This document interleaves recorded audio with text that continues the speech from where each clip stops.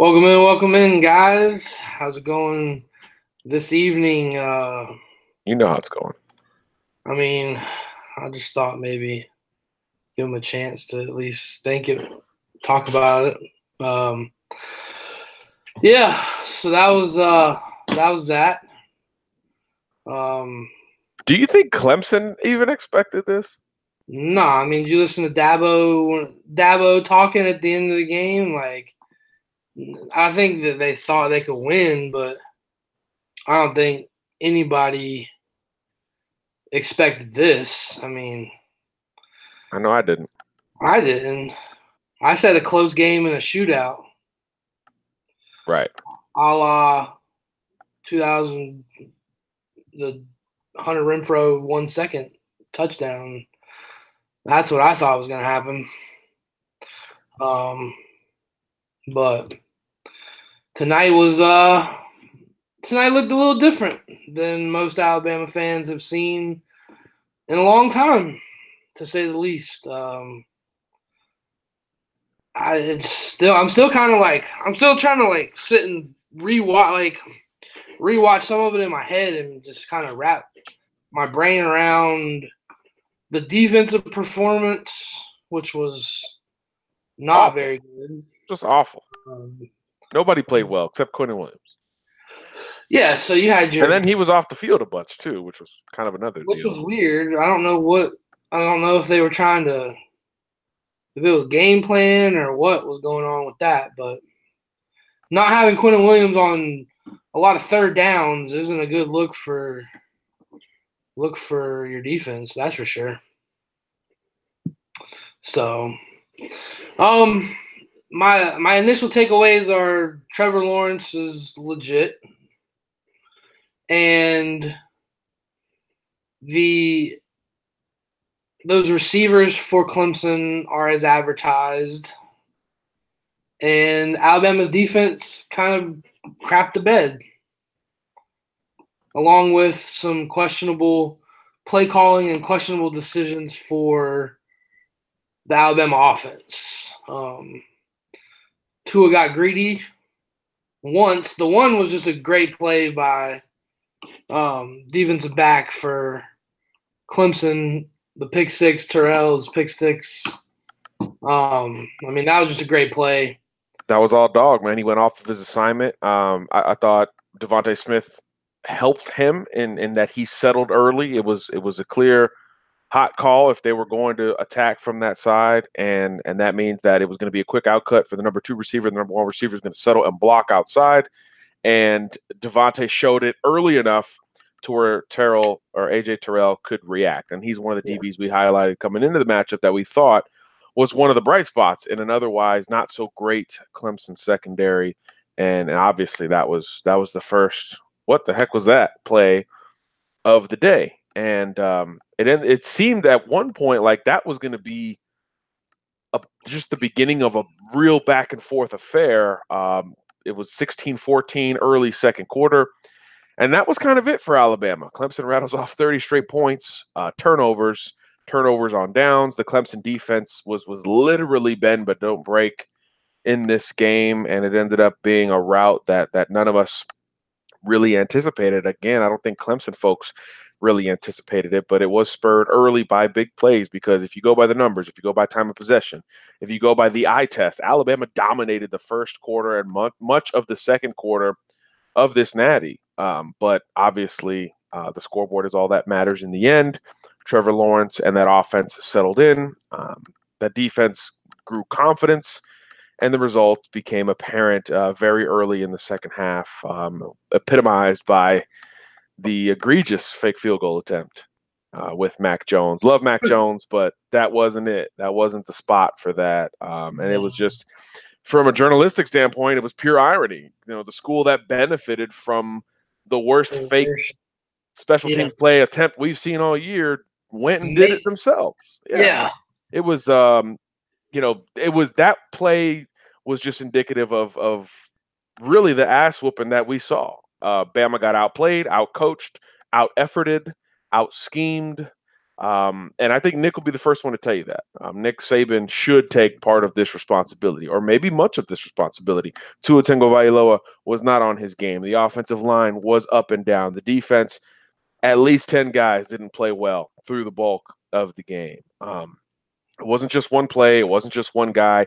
It was one of those snowball effect type of games. But I thought that fourth down attempt, when the game was still technically in the balance, I thought was just egregious. I mean, Clemson came out in the safest defense that you could imagine. They had no desire to combat a field goal attempt. Yet Not at all.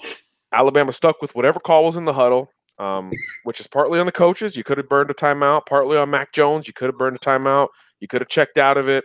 You could have done something, and they did not. And to have that out of the halftime break where you are expected to adjust, where you are expected to fine-tune those opportune moments when you do decide, hey, are we going to take this risk or not? We've seen Nick have a lot of success with that in these big games, but this was a failure from his perspective, and I would hope as a man he would own up to something like that. But again, and not just him, it's kind of a snowball effect on everyone. But that play is going to be what sticks in my mind from this game. Fourth down, the offense is running the ball pretty well here, and Mac Jones is handling the football on a fake attempt. And it wasn't like it was 4th and 1. I think it was like 4th and 5. With Bulovas lead blocking. Yeah, Bulovas lead blocking for Mac Jones. Should that ever be a thing? I'm not sure, but that's what we got in a national championship game with Alabama desperately in need of a first down and or touchdown. That was, to me, indicative of what was going down out there in Northern California, Central California, whatever we want to call it, the Bay Area. It was kind of a weird night from the jump. We thought the weirdness would spur into some kind of fun chaos, back and forth, basketball style, if you will. But it was very much not that after the second quarter, and Clemson runs away with it and evens up this, what is becoming, and this will get lost tonight, but this is becoming, this is starting to creep into the best rivalry in sports conversation for me. Maybe I'm prisoner of the moment, but in the last 4 or 5 years, what's been better than this back and forth? Each team has won 2 of these games. They've been played at the highest stakes possible in the sport. 2 coaches that have a friendship and a respect for each other, and 2 quarterbacks that literally have to come back for at least 1 more year. So I think that's going to be a fun thing to play the rest of the way. But obviously, Bama fans don't want to hear that crap right now, and that's understandable too. We're here for you. We want to talk through it, and we want to go through some things. But that's kind of just that play, man. It just sticks in my brain, Kev. Yeah, no, I couldn't help but, my feed was on was delayed behind yours, and we were texting back and forth, and you just said, "Oh my gosh!" and they lined up in the kick the field goal, and I was assuming that you meant that maybe it got blocked or something, and then I see Clemson lined up in regular defense, and I said, they're going to fake this, and it's not going to be good. And lo and behold, Mac Jones tries to run for a first down with Bulovas as his lead blocker, and I just just think about that statement. Yeah, it's just something that shouldn't be. That should never be done again. Ever. Yeah. Ever. So this game was funky, man, and it had the makeups for a funky game all the way through. Until the very end, Alabama led in total yardage, led in time of possession, was averaging like 2 more yards per carry than Clemson. At one point in the third quarter, Alabama had more than 100 more rushing yards than Clemson had. So this is in this era of stats and everything, and everyone, the big argument against our pregame predictions and really our all-season predictions was the numbers. Who has Clemson played? Tua's numbers are all better than Trevor Lawrence's numbers. What are we talking about here? He's clearly the better quarterback. On paper, with the numbers, yeah, sure, he was. But this is where I get to the whole, it's not always about those numbers, because those numbers tell you Bama should have won the football game. But when you look at 2 traditional turnovers, 2 frankly bad interceptions by Tua Tagovailoa. We mentioned the first one, a failed hot read that does lend some responsibility to Devontae Smith. The second one, clear bail 3 on the front side. Tua never saw the corner sink. The corner never disguised his coverage. He was playing up and press, and he bailed literally at the snap. I know Kirk Herbstreit tried to sell it as this masterful Brent Venables disguise, but the cornerback bailed from the jump without maintaining his leverage, indicating clear cover 3, at least from his own responsibility. He was going to have deep thirds. So for Tua to launch it there was completely on him, in my opinion. Failed pre-snap, failed post-snap as well. So 2 traditional turnovers, and then 3 turnovers on downs, including the infamous fake field goal attempt. Those are unconventional things when you're talking about Alabama. Those are what was important in this game. Alabama moved the football well. It was fairly efficient on third down. Heck, you converted 3 fourth downs in this game, but she also failed to convert 3 fourth downs in this game, including Bulovas lead blocking for backup quarterback, third string quarterback, Mac Jones. Kind of odd type of quirky game. Started off that way, but it looked like Bama was going to be able to overcome it. And then it just didn't. I thought Alabama's defense really let the group down and let Clemson kind of hang around offensively. Minimal pressure on Trevor Lawrence. I don't think they sacked him once. That was kind of an anomaly, and where the numbers going into it didn't necessarily lead us to what we would get in this game. There was a lot of quirkiness and kind of anomalies in this game that we literally haven't seen. And that's when you get a result like this, 44-16, something that Alabama fans that are, 12 and younger have literally never experienced. That's what you get in a game like this with the one team that we know can combat these guys. So it was a funky game, and obviously a lot of the breaks were towards Clemson's way, and you got to give them credit, right? Clemson came prepared. They had a bend but not break philosophy on defense. They did get after Tua Tagovailoa without having to blitz, which was huge because we talked about their secondary being a bit of a weakness coming into the game. So they did the one thing Bama couldn't: rush the passer without bringing extra guys. Alabama tried to do it, and Clemson burned them with those big athletic receivers on the outside: Justin Ross, T. Higgins, etc. Hunter Renfrow wasn't a factor. Shaheem Carter, I thought, did a really good job. He played one of the better games on defense. Travis Etienne really wasn't a factor overall. He busted one there late, and he scored that first touchdown. But in between, not a whole lot of, man, this guy's killing us in this game. So I thought Alabama actually did a pretty good job there. But just overall, could not affect Trevor Lawrence. He was able to sit back, diagnose coverage, and make great decisions. And he ended up with, a stat line that kids dream of in a national championship game: 20 of 32, 347 yards, 3 touchdowns, no picks. Were some of those gimmies? Were some of those happy birthdays? Sure. The Justin Ross touchdown where Savion Smith, I don't know if he blew out his Achilles or rolled an ankle. It looked horrible either way. We're thinking about him tonight, but sure, there were a couple of those mixed in. But again, you can't ignore those numbers. A very Tua Tagovailoa-like stat line for Trevor Lawrence. So again, a quirky game. A lot of things seemed tilted into Bama's favor. Even when it looked bad, you just felt like Bama was going to hang in there until we got to that field goal attempt, and that was I pretty much checked out mentally from there. Yeah, that was the one thing that stuck out to me. Is we talked about it earlier today on our show this afternoon. We said that if Alabama wanted to be successful, they had to get pressure on Trevor Lawrence, and he couldn't sit back in the pocket and pick him off. And Trevor Lawrence doesn't get sacked once. That's crazy. That is a stat. What do they have, like 45 sacks coming in? 45 or 46, something like that. Either way, yeah, more than 0. Either way, you're top in the country. Like, you're one of the top teams in the country in sacks, and you don't have a sack all game. That was one of our big keys: was could they get pressure on Trevor Lawrence to make him make the bad throws? And even when they got in his face, he still made the throw. And even when he was affected, he was, unlike the one where Tua doesn't see the blitzer, doesn't get rid of the ball, Lawrence was able to see the blitz and get rid of the ball. Yeah, I mean, he took L's when he needed to, whether it was throwing it out of bounds, put a little more mustard on it to get rid of it a little quicker. We didn't see Tua do that tonight. We saw Tua hold it a little longer. He seemed delayed in his reads, and you mentioned that corner blitz. I mean, that play where I think it was Trayvon Mullen hits Tua for the big conversion for Clemson.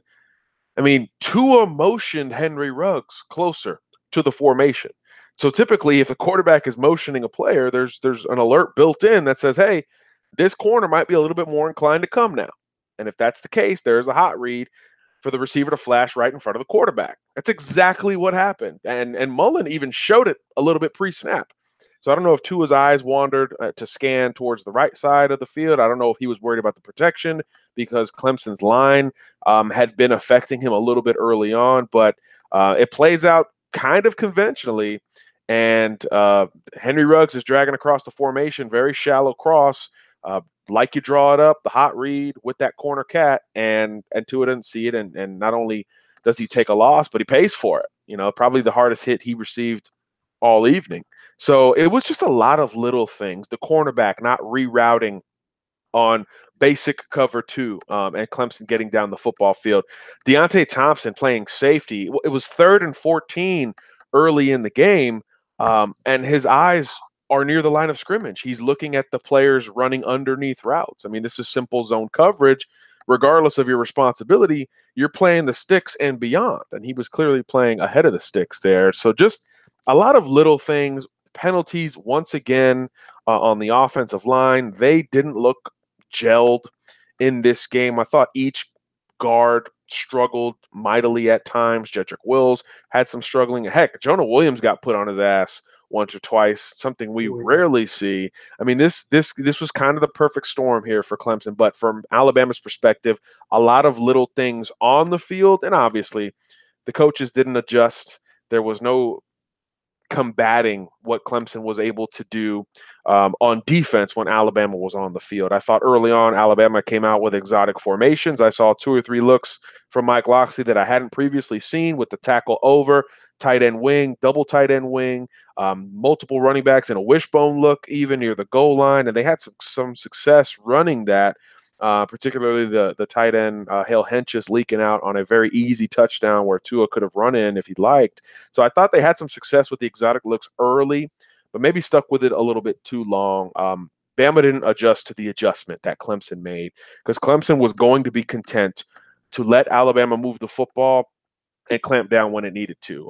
That meant Clemson coming into the game was very confident in their offense, very confident in their plan, and obviously it worked out pretty well for them. So just a different game, but still 3 games in a row now. Bama with a lot of small mistakes against Georgia, wide receiver drops, offensive line penalties, defense out of sync a little bit early on. Against Oklahoma, again, you get the lead and everybody seemed to coast a little bit. And then in this one, just more mental mistakes and allowing people to take advantage of really a position they did not deserve to be in.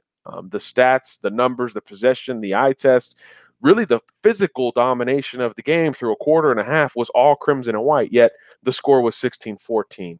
Alabama instead of 21-7 or 21-0, and I thought that was a big key there. It was like you played like you did against Oklahoma, but the scoreboard wasn't indicative. And also, Clemson has a defense that can actually slow you down a little bit, unlike Oklahoma. So it's almost like Bama came out that way 2 games in a row, and obviously paid for it a little bit more the second time around.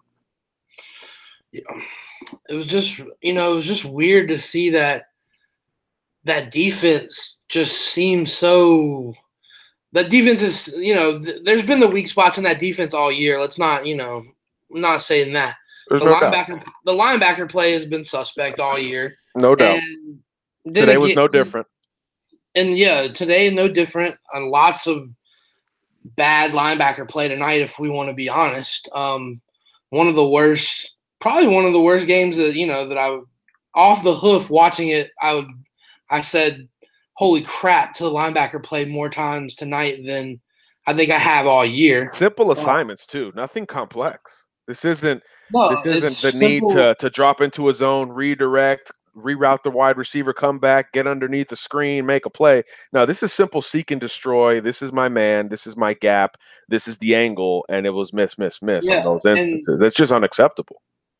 Yeah, and talking about like it's football 101 when Very we're basic. talking we're talking about we're talking about Division One linebackers taking bad angles on run plays. It's just, I mean, it can't happen. Like if you're taking bad angles, just can't happen. Like Mac takes bad angles on multiple plays and gets beat in open space, and then Dylan Moses takes bad angles on a couple of the run plays, and on one ETN gets in the end zone because he takes a bad angle. Because we know Moses is fast enough to run. Yeah, he ran him down later in the game. Yeah. Easy money. Easy money. I So mean, he's freakish, but that doesn't matter if it's 30 yards down the field. yeah, exactly. So now you're talking, you know, what happens? Where do they? I mean, linebacker play next year is going to be a big point of emphasis during the offseason, I feel like, and we'll see what happens next year with these guys. As far as if any of these incoming guys or any of the guys that are there now will make big impacts next year playing linebacker, because they got to figure out something, because that's been probably the biggest weakness so far this year that I've seen personally. So, and then obviously tonight you don't get a great game from your defensive backfield, but you don't get an awful game. No, they played okay. Yeah, I mean they played okay. There's a lot of those back shoulder plays where you can't do anything about that. Like that back shoulder throw it's impossible to guard as a defensive back. So No, and he had the most accurate quarterback, arguably, putting it there too. Yeah, with no pressure. So he put balls in places that you don't see some NFL quarterbacks put that. Yeah, I ball. mean, we laud these receivers and running backs, and that's great. But the ball placement here, I think, is a big part of it. I mean, even on the Justin Ross one-hander, I mean, the corner bringing his other arm down, and the ball is perfectly placed on the front hand. I mean, it's little things like that do make the difference. And again, you don't pressure the kid, and you let him kind of sit back and scan, and he's going to be able to beat you with those receivers. It was just a matchup that just seemed like it was going to favor Clemson all week long. So I thought, given all of that, the secondary actually played fairly well, especially the corners. I thought Savion Smith left something to be desired. I thought Pat Surtain played actually pretty darn well. And we talked about it going in, Kev, the safety play. Which safety group, which sub package was going to be better? And early on, both were awful. But Clemson's adjusted. Clemson actually did what we thought Alabama was going to do and started bringing a ton of pressure because Tua couldn't handle it. Yeah. And then when they didn't, they had the horses up front to manufacture pressure without the additional rusher, without that fifth guy, which was the additional difference. So I thought the defensive coordinating and that bone front four, that basic front four that Clemson put out there, changed the complexion of the game and masked some of the weaknesses of Clemson, because their safety play is not better than Alabama's safety play on a given day. But today it appeared even, or maybe perhaps tilted into Clemson's favor. And I think that's part of the reason why. But on the cornerback perspective, I thought both cornerback groups played well. I thought Trayvon Mullen and Mark Fields actually outperformed what they'd shown us all season. We knew A.J. Terrell was a guy. I mean, it looked like he forced that fumble on Devontae Smith. He had the pick six early. He did his thing, which we kind of expected, but we just wondered, okay, he can't cover all of them. So what about the rest of the guys? But I thought everything else going into the game plan really helped Clemson to minimize the big play. He had the Judy bomb early and a Judy bomb late, but in terms of huge plays, that was it. Clemson did a good job, allowing you to get to the sticks, but not break that tackle and make it a foot race. So Brent Venables, I think he's the highest paid coordinator in college. Whatever he makes, he earned that thing tonight. Yeah, I mean, you're making $2 million. Like, he earned it tonight, and it goes back to, like, I know I've seen it a lot already, and it's been a storyline in the past that the coaching turnover has been a big deal for Alabama.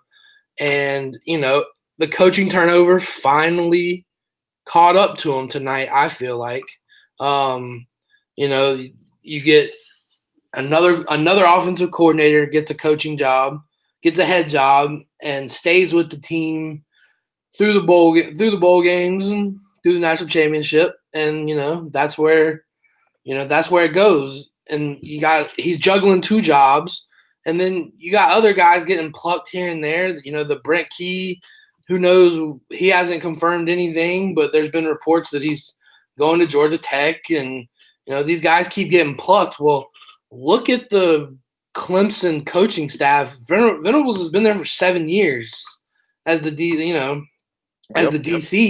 So, and Clemson has rewarded his loyalty and has paid the man. He makes more than a lot of some head coaches. Oh yeah, most FBS head coaches I don't think make $2 million. Yeah, I mean, when you get to the Power Five, most of them do, but it's not all of them. I know that. Yeah. So now it's just pretty sweet gig. Yeah. So I mean, you coach defense and make $2 million. Like, I'll take that. And let's also remember that Brent Venables did a damn good job last year against Alabama. The difference was that he had Kelly Bryant on the other side, and they couldn't manufacture anything. Brent Venables shut down Alabama last year. And a lot of Bama fans, and we're in a group chat with a bunch of them, Kev, a lot of them wanted Bama to run the football. And they did. They did to some degree, but Brent Venables shut that down last year as well. So this isn't his first rodeo against these guys. Obviously, Tua was a different scenario, but he adjusted very well. And I definitely would have liked to see Alabama stick more with the run game. I thought they had some good things going, running the ball. I still am baffled as to why Najee Harris doesn't get more touches.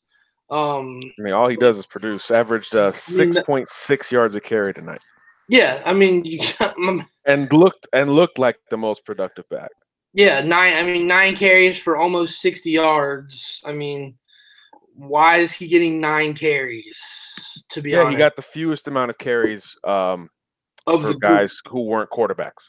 Yeah, so you're talking Najee Harris not getting the amount of touches that I feel like he should get, because I mean, let's be honest, that the offensive line looked good in the run game. Not to take anything away from them, they looked good in the run game. I watched a lot of it from the Sky Cam just because I don't like listening to whoever broadcasts games. So I watch a lot of games from the Sky Cam or the sounds of the game or the All 22 on ESPN, where I can actually watch what's going on, because I don't really like watching ESPN like that. But and it just they showed the Sky Cam, and there's holes. I mean, God, I could run through some of those holes that the offensive line was opening up. And then they get into the red zone and crap the bed, forget how to do it. Like, I don't know. Yeah, I know. They fell in love with the Josh Jacobs Wildcat a little bit.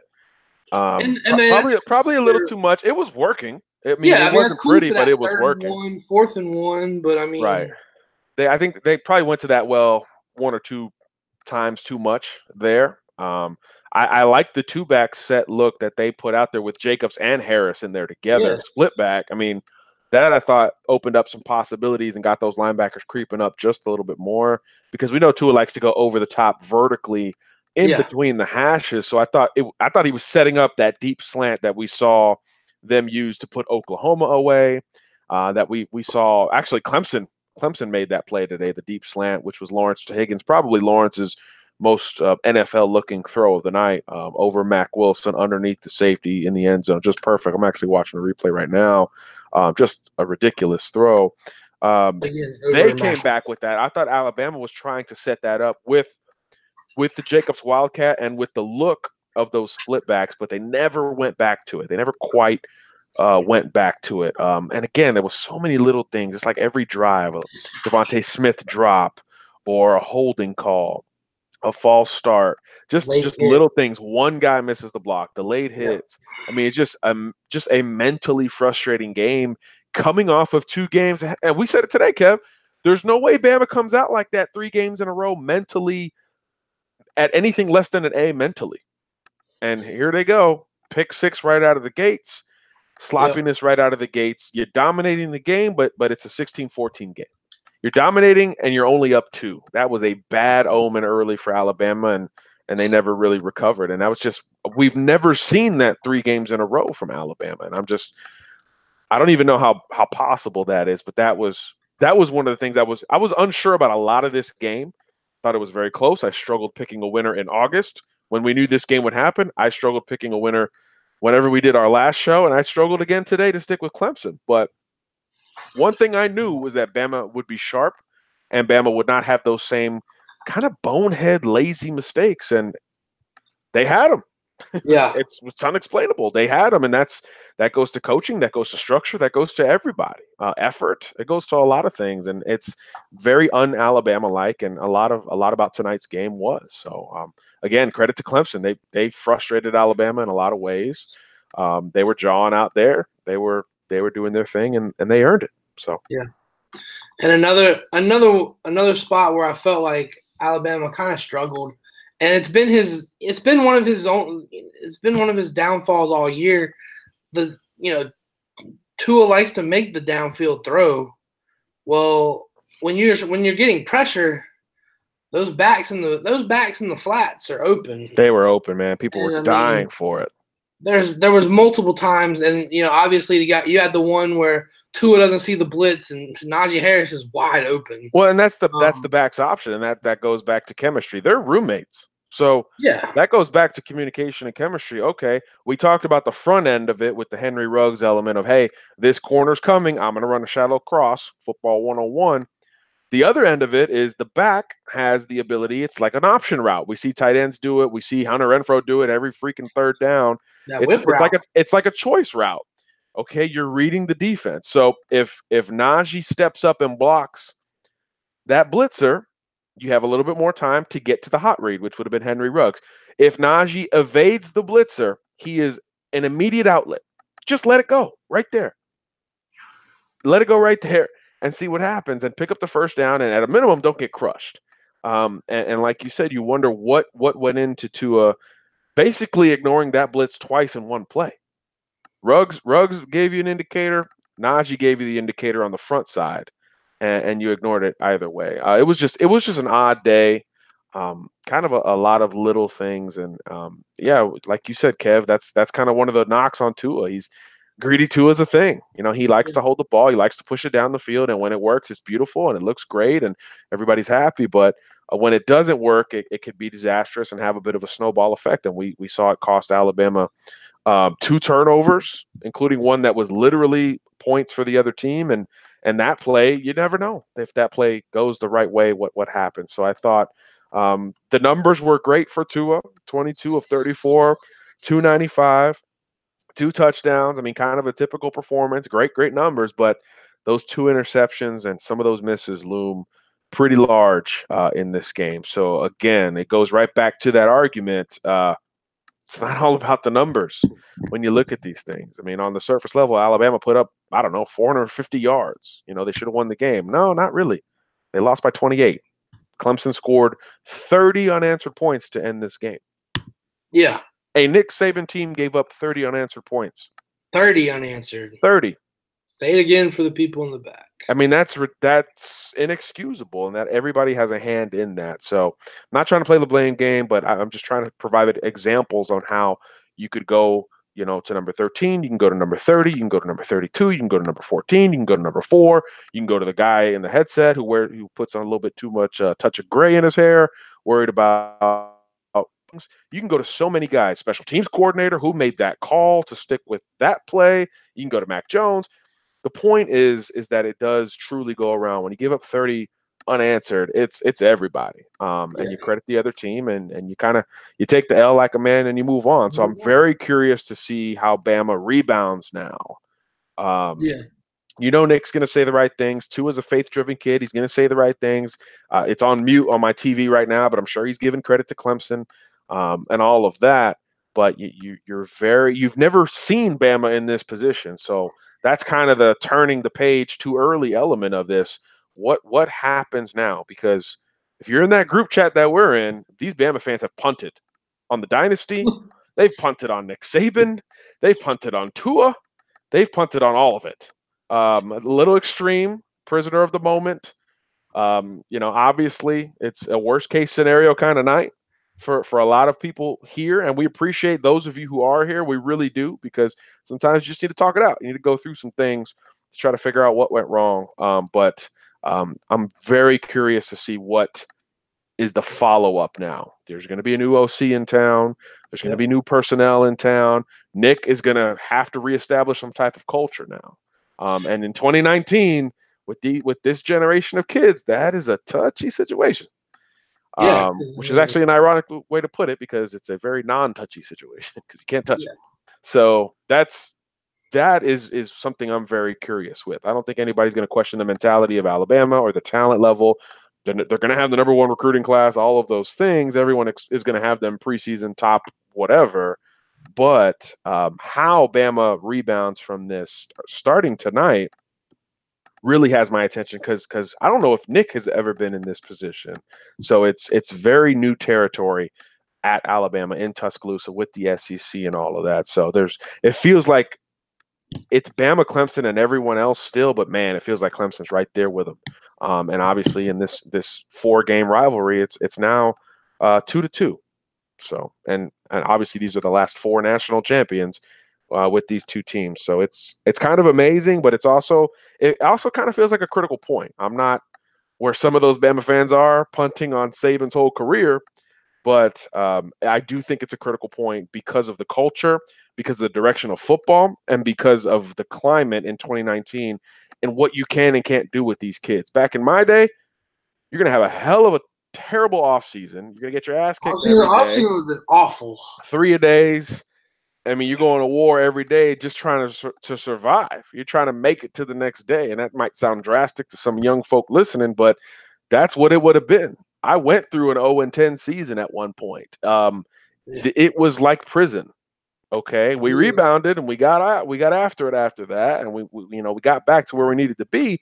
But it's a long process, and obviously Bama's not at that drastic point. But the physical demands of the reality check are almost unavailable in this culture with all these rules and being PC and all that. So I'm just very curious as to how an aging Nick Saban combats that with turnover on his coaching staff, with everybody curious about it as well, and with an opponent who is bringing back Trevor Lawrence and Justin Ross and T. Higgins and ETN, Xavier Thomas, AJ Terrell. The list really does expand. This rivalry in this game, in terms of the roster this year versus next year, could look very similar.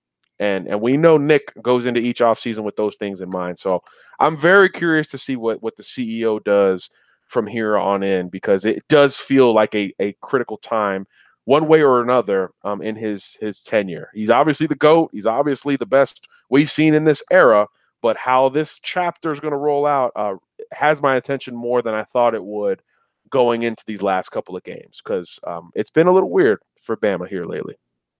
Yeah, it's weird, and like you said, it's when in this day and age of kids just bailing on their school and or whatever their commitment that they have, and transfers and all this stuff, this new transfer age that the NCAA has created. What's to say it doesn't start to, like, we've only really seen it affect the quarterback position right now, but what's to say it doesn't start affecting the entire game in general? Well, look at the NFL decisions that are upcoming now. How does it affect that? Yeah. We saw Damian Harris triumphantly come back after winning, which is great. But now, look at the Clemson guys who came back. They came back after losing in the semis, and you saw Christian Wilkins there crying at the end. It meant something to him. How much of that is on this Bama team? I don't have that answer. But 92, 14, 30. Some of these juniors, 73, 8. Some of these juniors got some decisions to make, and I just wonder if that if that rallying cry and that rallying point is there. Because those Clemson guys last year, what did we say, Kev, when they all came back? We're like, they already won a natty. What are they coming back for? To win another one? Yeah, Well, yeah, that was the answer, to win another one. Yeah, so it's not as simple as it seems for us. So I'm just curious. We talked about potential draft picks in this game, and a lot of those guys we assumed were gone without, no matter what happened tonight. And now I'm just curious if is that a motivating factor? Is that another layer of motivation that folks could maybe jump on this Alabama team? Because there's still guys with some decisions to make who have accomplished a lot, who could turn that into a paycheck, a legal paycheck here in the very near future. Yeah, so I mean that's my thing. Like, who you do have a bunch of guys that have big decisions, and is there enough of that in them to be like, all right, well, we got beat this year. I'm coming back and we're gonna win next year. Is there enough of that? I don't know. I mean, you got Jonah Williams. Obviously, I mean, I don't know. He could leave. Quentin Williams can leave.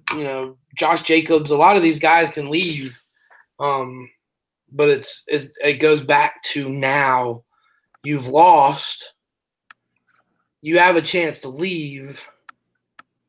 What's where does your loyalty? I guess where does that where does your I guess will to compete or your loyalty lie? I mean, obviously, it's been these kids' dream playing football to play in the NFL, and if they have a chance, by all means, make your money, boo boo. Like, go make your money. But I mean, it'll be interesting to see. Like you said, I'll be interested to see. I don't think I personally don't think that there's enough of that culture at Bama for a lot of those guys to stay. Yeah, and Nick, to his credit, Nick always says that he wants them to go. He wants them to go if they're going to be a first round type guy. Yeah. But I'm looking up the date right now. Excuse my typing hands. January 14th is the day that is the deadline for juniors. So you lick your wounds tonight. You get back to Tuscaloosa and you recuperate and you sit down and see what the deal is. Because that's not a lot of time. That's a few days. That's less than a week for these kids to figure this out. So it's going to be very interesting just to see how many come back. I will say this. Before the game, I thought no chance 92 comes back, no chance 14 comes back, no chance 8 comes back, no chance 73 comes back, and maybe even 99. And now I'm maybe, again, I'm a prisoner of the moment. I'm a little tired. It's been a long day. But I'm thinking of 2 or 3 of those guys come back now. I don't know. It's just a gut. It's just a gut. I'm not sure. But I think more come back than certainly we thought literally hours ago. The odds say that's in somebody, right?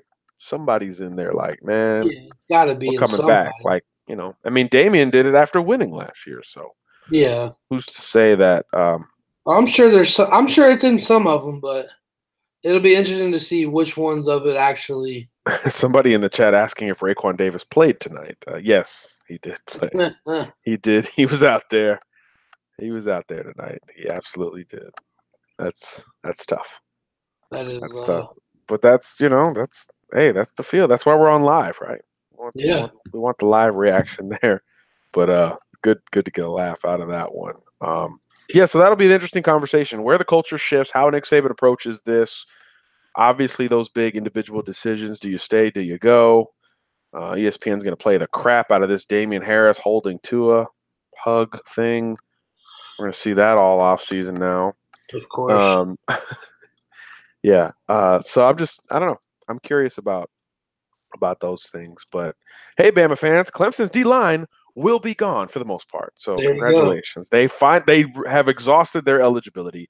Dexter Lawrence, Farrell, Christian Wilkins, Austin Bryant, they literally cannot come back. So you still got to deal with Huggins and Xavier Thomas, who may be the best one down the road. And they got some dudes coming in. But the guys you're used to getting kind of beat up by a little bit. Christian Wilkins, Dex Lawrence, Farrell was good tonight. They are gone, so there is a small victory there in defeat. Unfortunately, all of the offensive stars for Clemson will be back, but defensively, not so much. So, yeah, small victory. All the Clemson's really replacing on offense, I believe, is the left tackle and the center. Yeah, and the center didn't play. I mean, nobody plays well against Quentin Williams. Nobody plays, but it was. I thought Hyatt played good though. Hyatt Left tackle. I thought he was really good.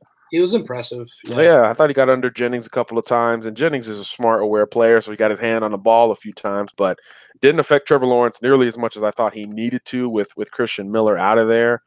And like you said earlier, Kevin, like we kind of predicted before the game, Bama trusted Dylan Moses more as a defensive end instead of bringing in that extra guy. Yeah. So we didn't see as much of a Noma. I don't think we saw Jamie Mosley at all. That was kind of the plan. They wanted to keep speed and experience on the field, and that's what they did with Moses, which I thought was an interesting strategy. I don't think it was right or wrong. I just thought it was interesting, but that's just another thing that will probably be overanalyzed here in the next in the next little bit. So, well, yeah, just it'll be one of those horses that gets beat into oblivion because of the 0 sacks. That's going to be that's tough, man. That's going to be the stat line to me that sticks out is the lack of pressure and no sacks on Trevor Lawrence. I mean, Trevor Lawrence's icy white jersey was icy white at the end of the game, and you're Alabama, that you had to get pressure. You had to. Yeah.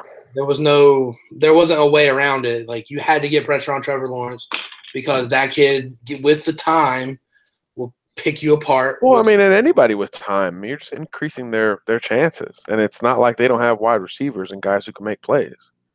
Yeah, I think our guy CJ is trying to jump in here. Gelato said the game was over in the fourth quarter. That's not the quote I wanted to read. Davis and Buggs, where they at? I thought Isaiah Buggs had maybe his worst game of the season. Yeah, I don't know if he was still hurt from whatever happened. Was that in the Orange Bowl? Yeah, that was pretty bad. It looked like he quit on the one run at the end. Of course, they pointed. I saw a noted Bama fan that I know and follow. He said, hey, we got Alabama. They made our ass quit tonight. And I think, pretty much. That's a good way to look at it. Yeah, so, but that's, hey, new blood, right? The guys are going to heal from injuries. Terrell Lewis will be back. You think Ayabi Anoma's going to be a little bit closer to ready. Chris Allen, LeBron Ray, Fedarian Mathis, one of these guys on the roster this year that was young, whether it's Barmore, Stephon Wynn, Musika, and then you got a great D-line class coming in. So there's a lot of new blood, a lot of front seven blood going to be new on this team next year, and that can work too. That can work too. I mean, Clemson manufactured enough with a lot of youth and inexperience in that secondary. They dealt with injuries. They had couple of positionless guys like Muse and Williams, yet they made it work. So when you have athletes who are big and can run and make plays, you can scheme it up, and obviously Venables is kind of the poster child for that right now. But yeah, there'll be a long off season for that, and even with some expected turnover there on offense, Kev, Loxley gone, Key we think is gone at this point. Still more stability than we're used to in Tuscaloosa. The defensive staff largely remaining in place, and you're going to be able to hire another guy or two, to add to it. So that I wonder if this becomes a different strategy from Nick now. Now, do you may promote your quarterbacks coach to OC, so now you have some extra space. Now, where do you allot that coach? Do you maybe back away from the secondary a little bit and hire another DB coach? Do you hire another second level guy who specializes on pass rushers, who you can have them work with to manufacture a pass rush without a blitz? I mean, Nick Saban's got some flexibility here with how he wants to go about this this hire in replacing a Mike Locksley and potentially a Brent Key as well. But obviously, you got to get an O-line coach for that. But with the Locksley departure, with the first year of the 10th coach, it was a quarterback's coach. It was Dan Enos who could combine with Nick and combine with Locksley and Gaddis through the week. So now you wonder, where does that 10th coach go? You already got one on special teams with Jeff Banks, who, again, I'd love to hear his explanation of that final call. Whoever's call it was, it's on the coaches. It's on Mac as well for executing it. Not surprised, but it is on him to some degree. He's like, screw it, I got it. But where do you put that 10th coach? That becomes more magnified following tonight's result. There's some suggestions for linebackers. I mean, Pete Golding is working with the linebackers, and so does Tosh Lupoy. So who are you moving? Moving there? That's true. I just think that could be interesting. Will it be a tight ends coach? Will it be, something simpler than that? I'm not sure. So that is something that will be interesting. I'm actually going to come off here for a second. Quinnen Williams is addressing media. I just want to see if he declares or not. Hang tight, Kev. You got it. Yeah, I mean, the new coach with being able to hire a new coach or whatever, I think, it'll be I would look for probably defensive side of the ball. You got I think defense is going to be a big emphasis moving forward.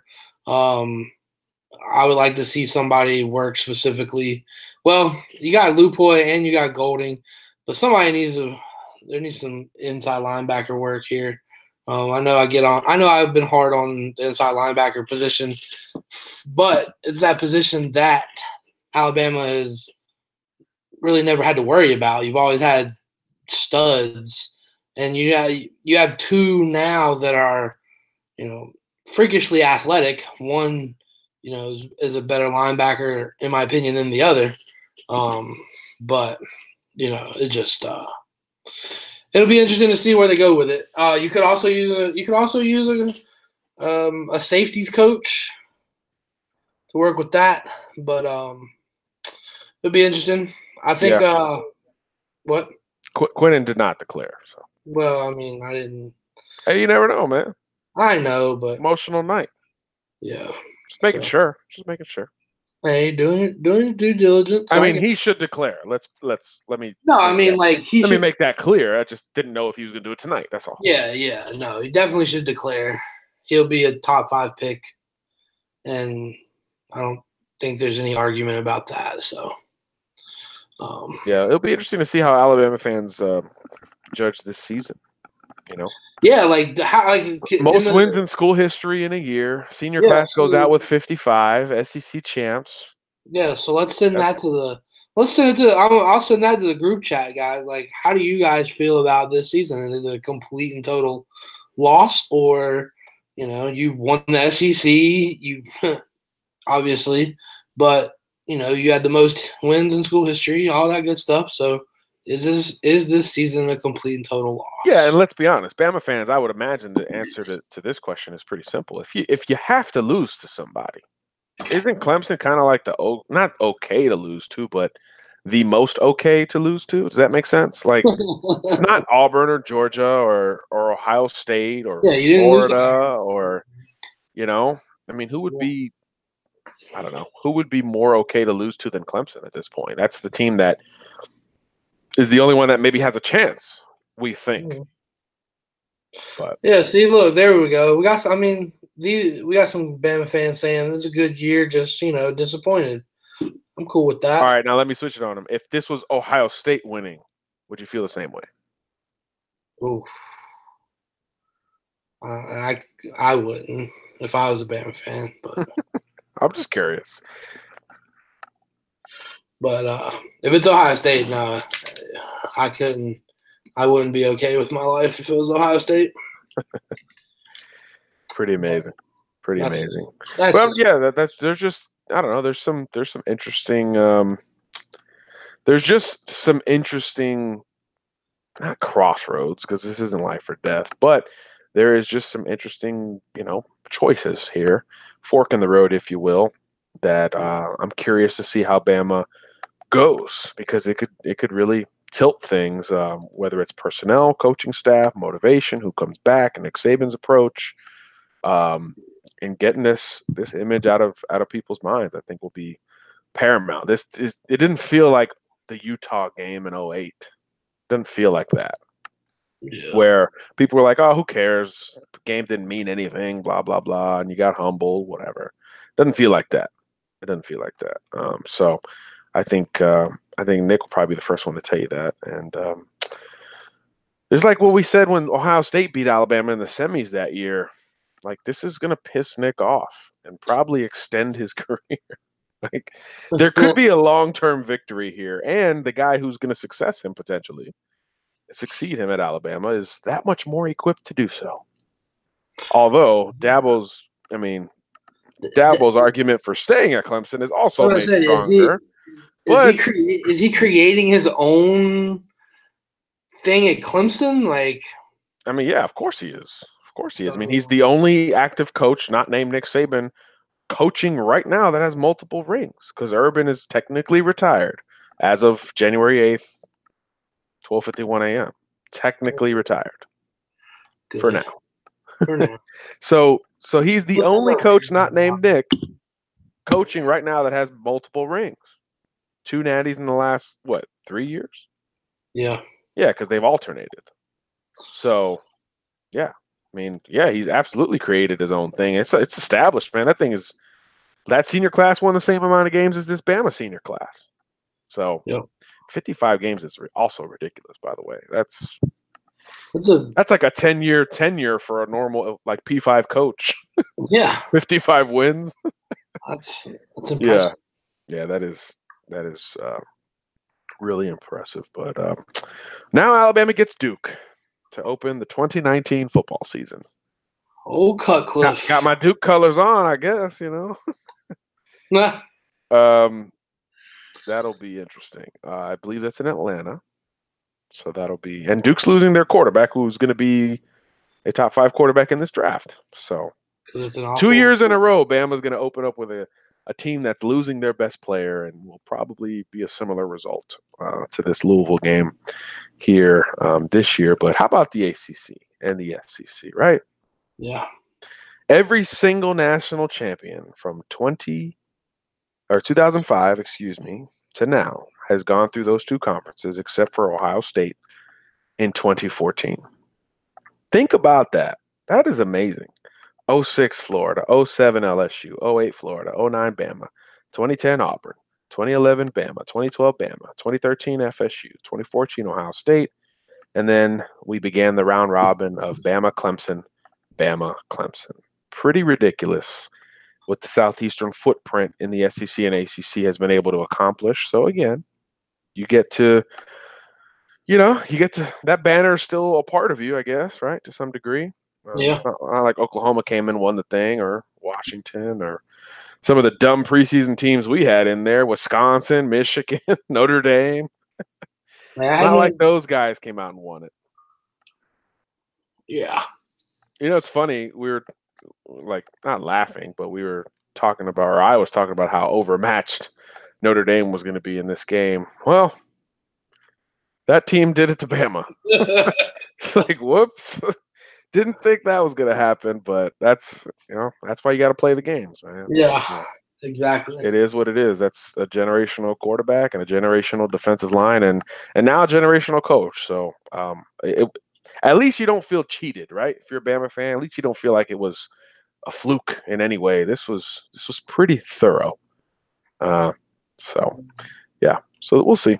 I think it's an interesting time for Alabama football. I think there's obviously a ton of room for optimism, but I do think there's work to be done. And luckily for you guys and gals still bearing with us, you got the guy who literally gets pissed off even when he wins it. So I think you're in good shape. I'm pretty sure he'll send a few DMs tonight if he's legally allowed to. Yeah, sure. Or somebody will do it for him. Somebody will do it for him, but yeah, there will be some stuff sent. Mm-hmm. And there will be these new guys they'll be ready to go. And 2019, you have the number one class coming in with and it's still being constructed too. Yeah, and with some absolute studs. So there are positive things to take away and moving into this next year. Obviously spring ball, all that good stuff, A-Day. But these guys they got coming in, there's some real talent in that group, in that 2019 group. And the 2020 group is looking just as good too. So it's not all lost, Alabama fans. It's not all lost. So Good times ahead for sure. yeah, obviously.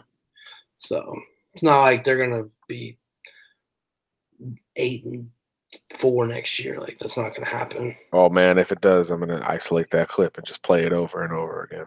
Just make it. You're just gonna make me into a GIF. Yes. I deserve it if that happens. Yes. All right. Well, I guess you want to see if the audience that has been very loyal to us, and again, we're very appreciative through another football season, our first with this YouTube technology. I will leave the floor to you guys if there's anything you want to jump into here before we catch some Z's. We'd be happy to help. Yeah, for sure. This has been a great first year. Like, well, not first year, but it's been a great first year with this technology and us moving in a different direction from where we used to be recording on a third-party phone app to now recording on YouTube Live and all that good stuff. So it's been a good year for us, and we appreciate you guys. So yeah, anything that you guys want to, get in here before we take off for the evening. Gelato says, "Thank you, Crimson and Blue Chips, for correctly picking the winner." Yeah, but we didn't pick this crap. I mean, we didn't. Yeah, I mean, I picked. We thought it was going to be like 31-28 We or picked something. in a shootout. I picked Clemson in a shootout, but I didn't think Clemson was going to get to 44 on Bama. I really didn't. I thought it was going to be creeping into the 30s and that'd be it. But not all. In all honesty, I went back and forth this morning before we recorded on flipping. In all honesty, I was close too because I was just like there was just something, but I was like, no, I'm sticking with Clemson because if Clemson wins, then I'm right. But if Clemson loses, about to be all y'all up in here telling us how bad we did. But no, we appreciate everything. Thoughts on Josh playing, I guess, Jacobs play? Yeah, I thought he played well. I thought he was pigeonholed a little bit by the Wildcats. I thought they went to it just a couple more. Josh Jobe. I thought Jobe looked good. Yeah. I mean, I thought he did what he does. He's a big physical cat who wants to get up on you. And look, the game was, I mean, literally the reason he came in is because of the play that the game was out of reach, occurred and the guy in front of him got hurt. You never want to see that. But I thought he came in and played well. I thought he was physical. I thought he made a couple of plays and he contested catches against those big receivers. But you're starting to see what we've been talking about what Nick Saban is recruiting in the secondary. The Pat Surtains, Josh Jobes, those aren't the anomaly. Those are going to be the norm. 6 foot, 6'1", bigger, more physical cats. And you just look at this 19 class: Turnage, Battle, Banks. These guys are bigger, longer corners, and I think that's what you're going to see pretty much from here on in at Alabama. I don't think the 5'10", 5'9" corners are going to have much room to play within this defense, and it's because of basically the Clemson constructed wide receiver, 6'3", 6'4" back shoulder specialist with ball skills who can really post up on you. We've seen guys beat Bama with that in the past, and Nick is actively combating that with how he recruits. Jobe was an example last year. Surtain was an example last year, and both of those guys got significant playing time, so I thought it was good to see him in there despite the circumstances. Yeah. Next one was asking about Clemson's offensive line play versus Alabama's defensive line. I thought Clemson's offensive line I thought played very well. Like we said, Hyatt played a really good game there at left tackle. The center, centers in the country this year have done what they can do against Quentin Williams. He was double teamed a lot tonight, and that seemed to make a little bit of a difference. But I thought they played well.